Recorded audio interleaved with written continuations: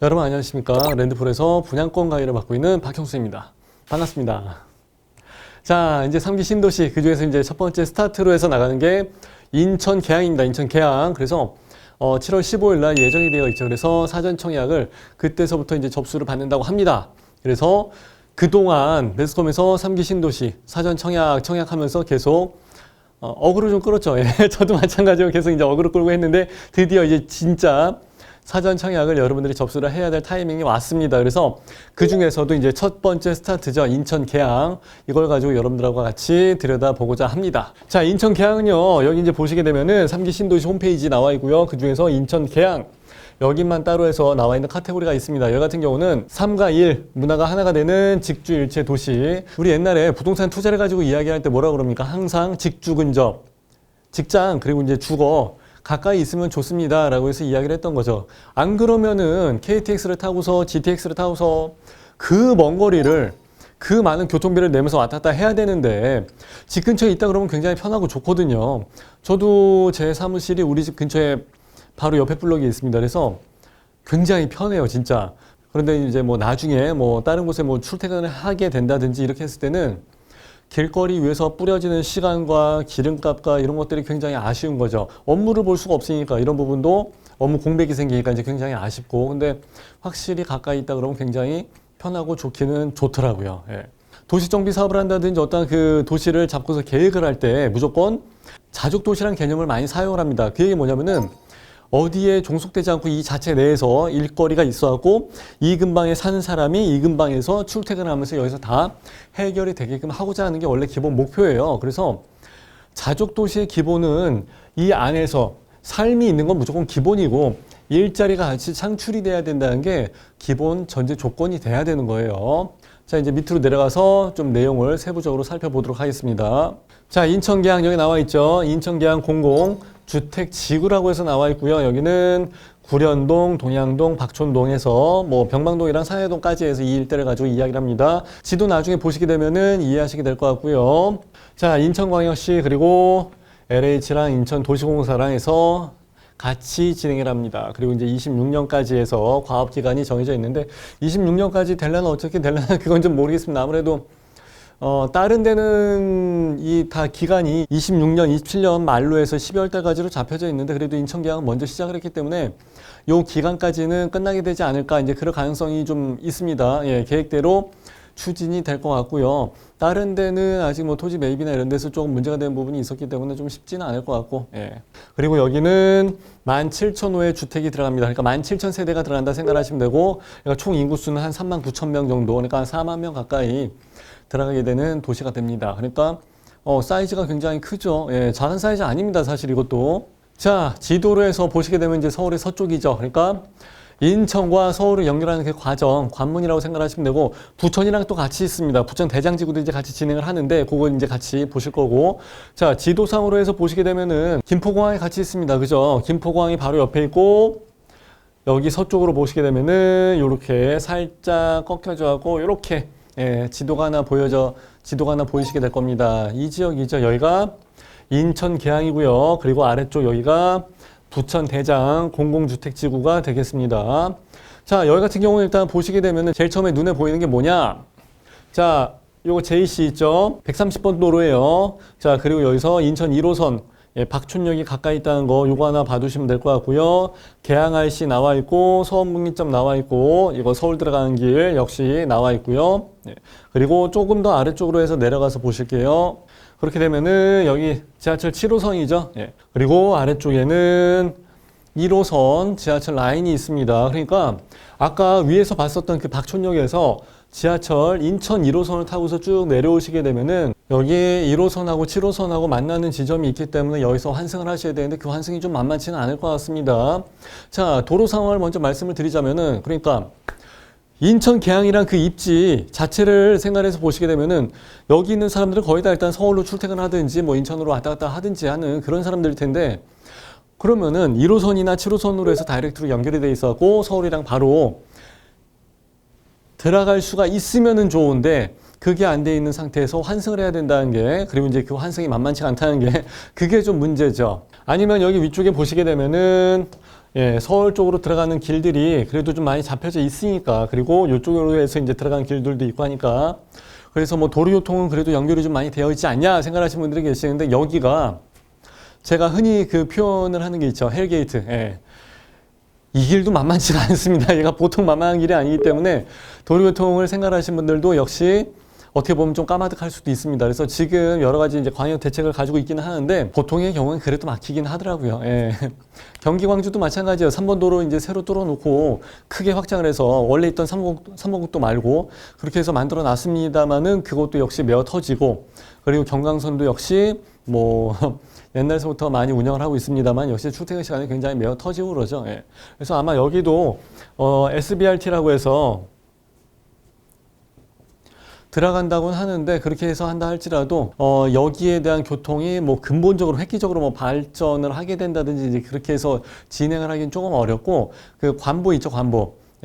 인천시나 뭐 이런 시구청에서 나오는 공식적인 뉴스가 있습니다.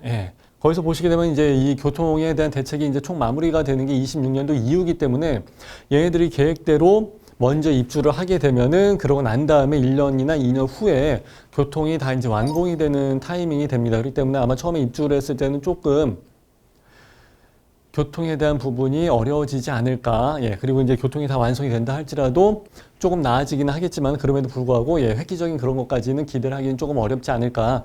그렇게 생각합니다. 그 이유는 뭐냐면은 여기 나와 있는 부천 대장 있죠. 이거랑 같이 생각을 해볼 수밖에 없어요. 여기 같은 경우는 부천 대장이 이제 위치를 하고 있는 데가 여기인데, 여기 나와 있는 입지보다는 그래도 여기 라인이랑 여기 7호선 라인이랑 훨씬 더 가깝게 들어가 있지 않냐. 그런 부분 때문에 사람들은 일단은 인천 계양이 먼저 나오기는 합니다만은 그래도 마음속에는 부천 대장이 있지 않을까, 이제 그렇게 생각하는 게 한 가지가 있고, 또 하나는 여기 박춘역이 있고 지하철 1호선으로 연결되는 라인이 있기는 합니다만은 사실 인천 1호선을 가지고서 이 사람들이 원하는 게 지금 그게 아니거든요. 그러니까 그 부분이 사실 또 아쉬움으로 많이 남아있을 것이고, 그리고 여기 위치에 요번에 제일 첫 번째로 분양한 단지가 여기죠. 그렇기 때문에 박춘역이랑 사실 굉장히 가깝습니다.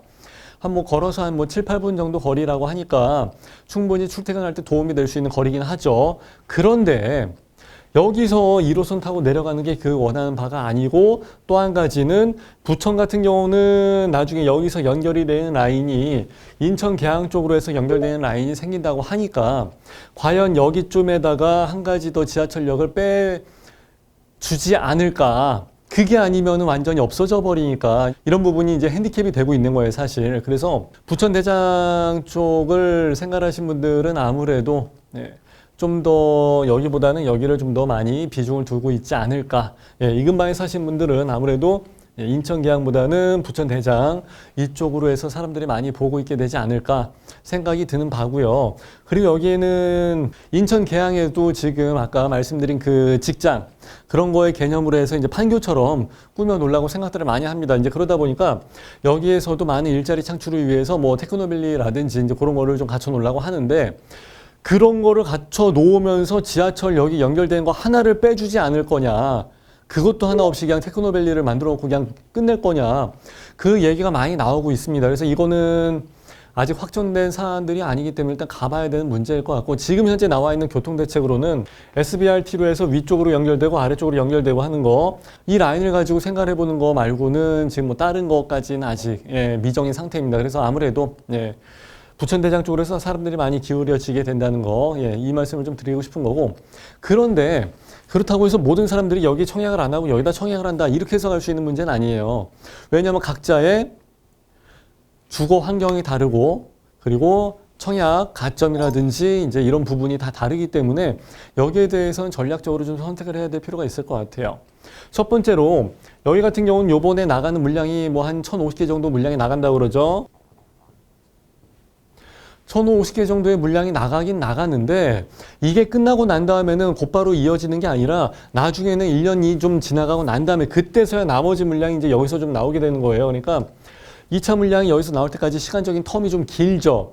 요번에 여기서 청약을 해서 못 들어간다 그러면은 1년 이상은 그냥 공치고 기다리게 되는 수가 있다는 거예요. 그리고 또 한 가지는 부천대장이 좋은 거 알죠. 근데 여기에 나오는 분양가랑 여기에 나오는 분양가랑 얘기가 완전히 다릅니다. 그러지 않아도 얼마 전에 이제 신문에 나왔죠. 여러분들이 이제 딱 보시면은 아마 아시게 될 거예요. 여기 나와 있는 금액이랑 여기 나와 있는 금액이랑 완전히 다르죠. 예. 그죠? 좋은 거 누가 모릅니까? 근데 자본주의 사회에서는 확실히 좋은 데가 비싸긴 비싸죠. 그러니까 그걸 여러분들이 감당하면서 가야 된다는 거죠. 그러니까 자금 마련 계획 있죠. 예, 그런 전략을 여러분들이 세우실 때 내가 과연 그게 감당이 되겠는가, 거기에 맞는 계획을 세울 수가 있는가, 무리 없이 그걸 맞춰서 가시는 게 좋다는 거죠. 자, 또 한 가지는 가점이 낮은 사람과 가점이 높은 사람의 전략이 완전히 달라진다는 거예요. 더군다나 여기는 신혼희망타운이 들어가 있고 공공이 들어가 있고, 그죠? 이 두 가지로 나뉘는데 그 공공에서는 또 일반 공급이 있고 특별 공급이 있고 해서 또 완전히 얘기가 달라집니다. 그러니까 여기서는 경합을 하는 방식이 굉장히 복잡해집니다. 일반적인 특공에서 공공으로 해서 특공으로 들어가는 케이스에서는 신혼 특공 있죠. 생애 최초 있죠. 생초. 그리고 다자녀 있죠. 이 세 가지를 가지고 사람들이 되게 애매하거든요. 이거 어디를 가지고 내가 청약을 해야 되는가. 근데 여기서는 신혼희망타운까지 해서 4개의 변수가 생겨져 버리니까 여러분들이 거기에 맞는 전략을 선택을 잘 하셔야 된다는 거예요. 즉, 나의 자산 가점이 들어가야 되기 때문에 그 가점이 오버가 되신 분들은 신혼희망타운으로 해서 들어가기가 좀 어려울 수도 있고 아니면 공공으로 해서 들어가는 게 문제가 될 수도 있다는 거예요. 또는 내가 소득을 받는 게 좀 오버가 돼요. 맞벌이 하다 보니까 뭐 3인 가구에서 전년도 도시근로자 뭐 평균 월급이라는 게 있지 않습니까? 흔히 그냥 월급. 예. 그걸 계산했는데 거기서 뭐 130% 오버가 된다. 100%에서 오버가 된다. 여기에 따라서 전략이 완전히 달라진다는 거죠. 그러니까 내가 유리한 구석을 잘 찾아서 들어간다는 게 쉽지가 않다는 거죠. 근데 만일에 그 청약 통장에 들어가 있는 돈도 지금 그러니까 그 돈도 많이 있고 그리고 자녀도 많고 소득은 적고 어딜 들어가도 나는 무조건 다 생초 들어가도 되고 다자녀 들어가도 되고 어디 뭐 생초, 다자녀, 신톡 들어가도 되고 그리고 여기 신이타에 들어가도 다 된다 하시는 분들이라면 상관이 없죠. 근데 그런 조건에서 딱 맞아 떨어지는 사람들이 사실 쉽지는 않죠. 그러니까 이 방송 진행하는 이유도 사실 그런 부분이죠. 그럼 나는 어디를 들어가냐는 거예요.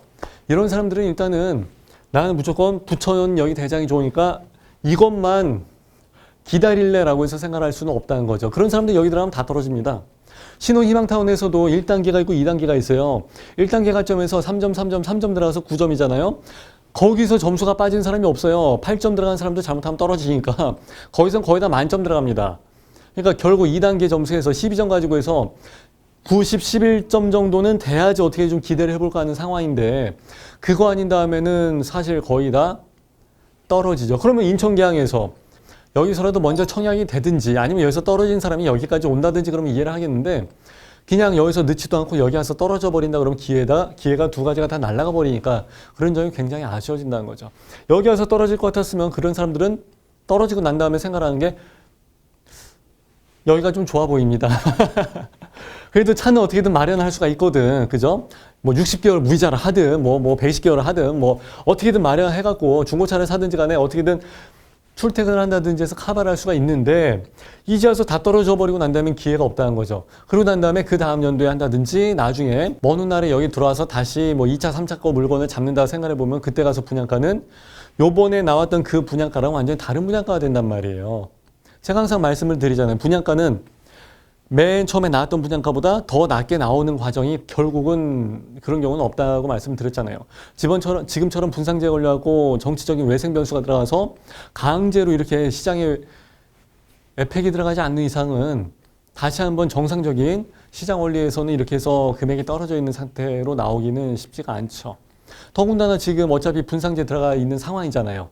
그리고 어차피 고분양가 관리 정책 때문에 어차피 지금 나온 것들이 굉장히 저렴하게 나와 있는 상태잖아요. 그래서 진짜 가점이 높다, 뭐 예측이 많다. 그래서 난 뭐 조건이 무조건 확실하다 하신 분들은 부천대장이 아무래도 좀 더 좋으니까 이쪽으로 해서 기대를 해보시는 게 좋고 그게 아니고 아리까리 하는 게 정도가 아니라 완전히 맨 땅에 헤딩을 해야 된다 정도의 확률이라면은 일단은 그래도 기회를 한 번이라도 더 잡아서 여기 인천계양에다 먼저 넣어 보시는 게 낫지 않을까 그렇게 생각을 하는 겁니다. 물론 당첨이 됐을 때 여기에 들어가서 완전히 산다 이런 개념을 가지고서 그런 마인드를 가지고 해서 넣으시는 거예요. 지금 청약을 넣으셔서 당첨이 되신 분들이 가끔씩 이제 상담 많이 하시는데, 나 여기 원하지 않는데 어떻게 하죠? 이러신 분들이 계세요. 그리고 뭐 동호수가 너무 마음에 안 드는데 어떻게 하죠? 그리고 나 지금 생각해보니까 나 돈도 없는데 어떻게 하죠? 너무 먼데 이거 나 괜히 했나 봐요 하신 분들이 계시는데, 그럼 그냥 통장만 날려버린 게 되잖아요. 그럼 이제 재당첨이 안 돼요. 다른 데 청약이 안 된다고. 당첨을 시켜줄 수가 없어요. 남을 떨어뜨리고 나서 이 사람을 당첨을 시켜줬는데 이 사람이 안 해요. 그런다고 해서 나중에 이 사람한테 또 기회를 주겠냐고요. 안 준단 말이에요. 그래서 청약은 먼저 여기에서 그냥 청약을 넣게 되면은 어차피 전매가 기본적으로 10년 이상 들어가게 될 거예요. 그러니까 나는 그냥 여기서 뼈를 묻는다 생각하시고, 여기서 그냥 죽을 때까지 산다 생각하시고, 1층이 걸리는 한이 있더라도 그냥 내 집이 좋은 집이다 생각하고 그냥 사실 분은 그냥 넣으시라는 거예요. 예.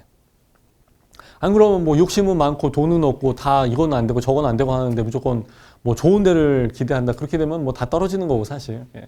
그래서 기본적으로 뭐 여기 동네 뭐 입지 뭐 교토 뭐 환경 이런 거에 대해서 말씀을 드리기보다 청약 전략적인 부분에 대해서 아주 기본적인 부분을 말씀을 드린 거고, 사실 뭐 여기 학군이라든지 이런 거는 언급을 할 필요는 없습니다.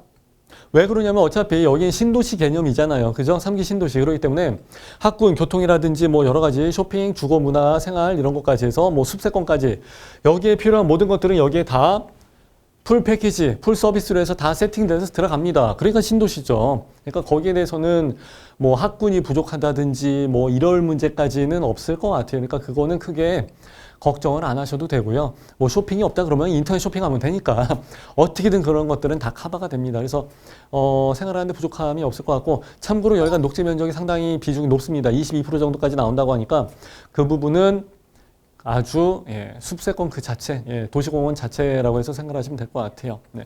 자, 이렇게 해서 3기 신도시, 그 중에서도 첫 바따로 맨 첫 방에 진행을 하게 되는 인천계약, 이걸 가지고 해서 말씀을 드렸었는데, 아무래도 정부에서도 가장 많이 신경을 쓰는 부분이기도 하고 첫 단추니까, 그리고 매스컴에서도 굉장히 많이 주목을 하고 있는 부분이고, 그리고 저 역시 뭐 하남 교산이나 왕숙처럼 그렇게 인기지역은 아니지만 여기서 과연 어떠한 결과가 나오게 될지 저도 상당히 기대가 되고 궁금해하는 지역이기도 합니다. 그러니까 여러분들도 잘 주의 깊게 보시고, 여러분들 내 집 마련하는데 케이스가 될 수 있으니까 주의 깊게 보시게 되면은 도움이 많이 될 것 같습니다.